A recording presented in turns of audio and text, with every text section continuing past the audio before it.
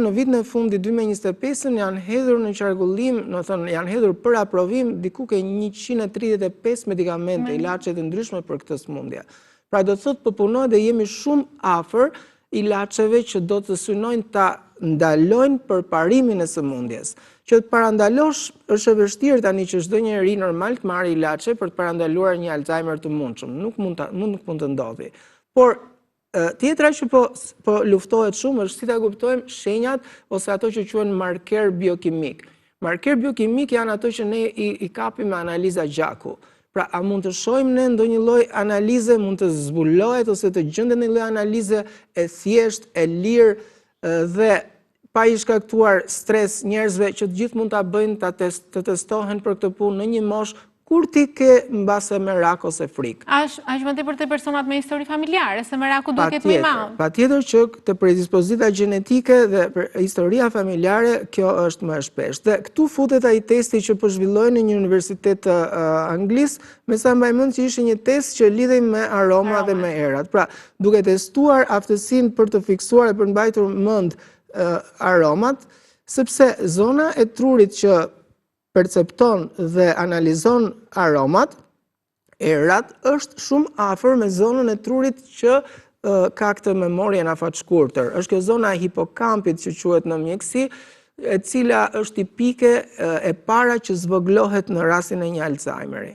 Mos harrojmë edhe efektin e Prustit me aromat, kur ju rikthye në mendje shija e biskotës në çaj, ju kujtua e gjithë fëmijëria. Pra aromat nuk janë thjesht aroma, janë të lidhura aq më tepër tonë me mënyrën se si kujtojmë dhe mbajmë mend. Dhe që ta vazhdoj përsëri, vërtetat që tashmë po fokusohen edhe studiuesit edhe te aromat, po ndonjë sinjal tjetër ose diçka tjetër mund na thoni që ne të gjithë të na tërhiqet vëmendja nëse dikush nga familjarët apo dhe vetë ka diçka që nuk shkon.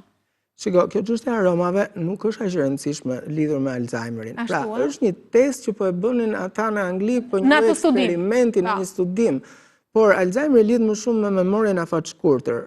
Pra, personat fillojnë të harrojnë gjëra që ndodhin tani afër, përgjithsisht, dhe kur kjo harresë vjen duke u shtuar, dhe kur bëhet e dukshme, harresa, vështirësia në gjetjen e fjalëve, fillojnë dhe çedojnë pak në të folur, do të nuk gjen më fjalët, nuk flet më aq rrjedhshëm, aq shpejt saç ke folur më përpara.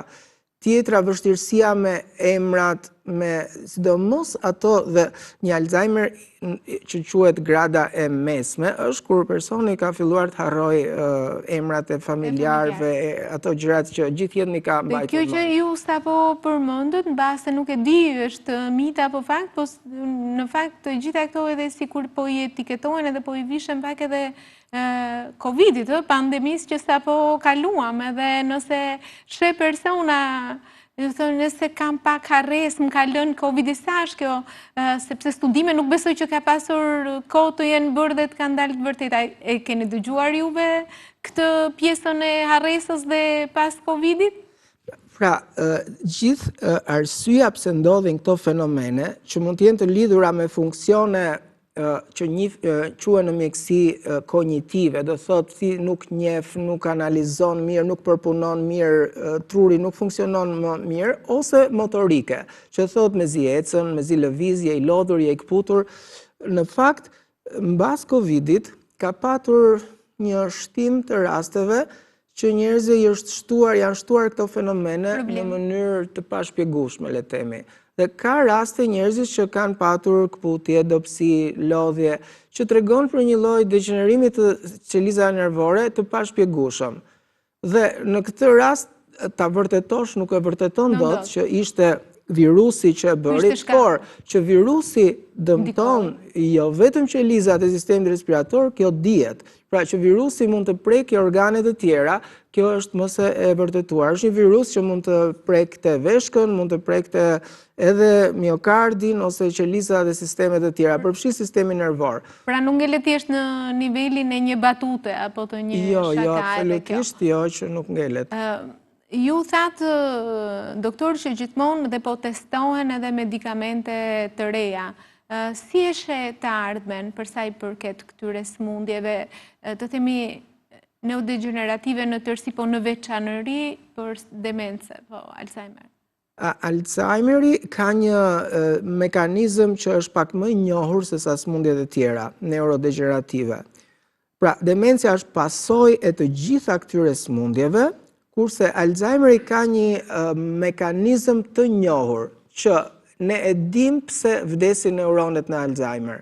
E dim se kush protein e ka fajin në qelizë, e dim se kush është ajo proteina që akumulohet në jashtë qelizave, e dim dhe problemin e proteinës që shkakton çrregullimet të neuronit. Është amiloidi, një protein që grumbullohet jashtë qelizës. Po atë mundova, kujtoj emrin, amiloidi. Një protein që quhet tau, e cila rregullon gjithë organizimin e skeletit të qelizës. Dhe në Alzheimer ne kemi shtim të amiloidit, që është si një lloj, po themi, mbetje që akumulohet vazhdimisht dhe shkakton në fund vdekjen e neuroneve, plus kemi një lloj çrregullimi të citoskeletit të qelizës për shkak të fajit të kësaj taus, që e çon dhe ajo neuronin drejt vdekjes. Pra, nëse ne arrim të masim këto në nivele shumë të vogla, të kuptojmë sa është niveli normal dhe kur ka shtim të amiloidit ose proteinës tau, ne mund edhe të parashikojmë apo të shohim dot dhe ngelet të ardhmes e gjitha. Dhe mjekimet synojnë një të ndalojnë këtë që quhet shtim të amiloidit, ose mjekime që synojnë të frenojnë ose të eliminojnë një tau që është me defekt në trupin tonë. Pra, këtu janë dhe mjekimet kryesore që synojnë drejt Alzheimerit sot.